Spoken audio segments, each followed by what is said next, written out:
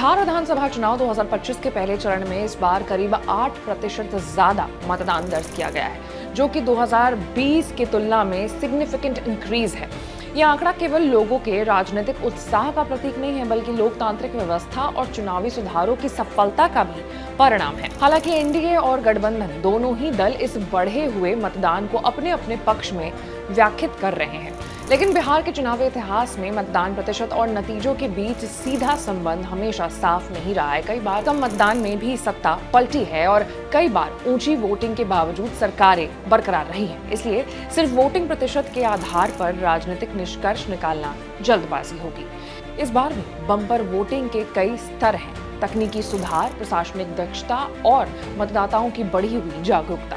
पिछले कुछ साल में चुनाव आयोग ने मतदाता सूची में बड़े पैमाने पर सुधार किए हैं। विशेष गहन पुनरीक्षण यानी SIR के तहत डुप्लीकेट, मृत और फर्जी नामों को हटाया गया। इस सूची में वास्तविक मतदाताओं की संख्या घटी, जिससे प्रतिशत के रूप में मतदान दर बढ़ी दिखी। उदाहरण के तौर पर पहले जहां 10 लाख वोटर सूचीबद्ध थे और अब ये संख्या 9 लाख रह गई है, वहीं 6 लाख वोट डालने पर टर्नआउट 60 से बढ़कर के 66% हो गया, यानी फर्जी नाम हटने से वास्तविक वोटिंग का प्रतिशत स्वतः बढ़ गया। इसके अलावा SIR प्रक्रिया के दौरान मतदाताओं को बूथ, मतदान केंद्रों और चुनावी प्रक्रिया की जानकारी डिजिटल और ऑफलाइन दोनों माध्यम से दी गई। पंचायत स्तर पर स्वयंसेवकों और शिक्षकों ने मतदाताओं को जागरूक किया। पहली बार बूथ वार सूची को डिजिटलाइज करने से गोस्ट वोटिंग पर रोक लगी। कई जिलों में चेहरा पहचानने वाली तकनीक और QR आधारित वोट स्लिप का प्रयोग किया गया, जिससे पारदर्शिता और सुरक्षा दोनों में सुधार आया। इन सभी पहलुओं ने वास्तविक मतदाताओं को मतदान केंद्र तक पहुंचाने के लिए प्रेरित किया।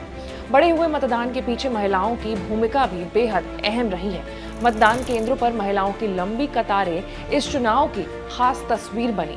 ग्रामीण इलाकों में भी बड़ी संख्या में महिलाओं ने जाति और समुदाय की सीमाओं से ऊपर उठकर मतदान किया है। कई जगहों पर उन्होंने परिजनों की असहमति के बावजूद वोट डालने का फैसला किया और ये झुकाव साफ रूप से नीतीश कुमार की ओर देखा गया है। नीतीश की राजनीति में महिलाओं का समर्थन हमेशा निर्णायक रहा है। साइकिल योजना, पोशाक योजना, कन्या उत्थान, पंचायतों में महिला आरक्षण और शराबबंदी जैसे कदमों ने उनके प्रति महिलाओं में जो भरोसा है उसे पैदा किया है। शराबबंदी भले ही आर्थिक दृष्टि से विवादास्पद रही हो, लेकिन सामाजिक स्तर पर महिलाओं को सुरक्षा और सम्मान का एहसास दिलाया है। हाल के साल में शुरू की गई योजनाएं जैसे मुख्यमंत्री महिला सम्मान योजना ने इस भावनात्मक जुड़ाव को और मजबूत किया है। ग्रामीण इलाकों में ये धारणा व्यापक है कि नीतीश जी ने महिलाओं की सुनी। यही वजह है कि महिला मतदाताओं की सक्रियता ने मतदान प्रतिशत में बड़ी भूमिका निभाई है। दूसरी ओर आर्थिक मदद ये भी दर्शाता है कि कुछ वर्ग सरकार को बदलने के लिए उत्साहित है। दिल्ली NCR में काम करने वाले कई मुस्लिम मतदाता छुट्टी लेकर के बिहार लौटे और वोट डाला। मुस्लिम बहुल इलाकों में खाली घरों के दृश्य इस बात की गवाही देते हैं कि समुदाय बीजेपी को सत्ता से दूर रखने के लिए प्रतिबद्ध है।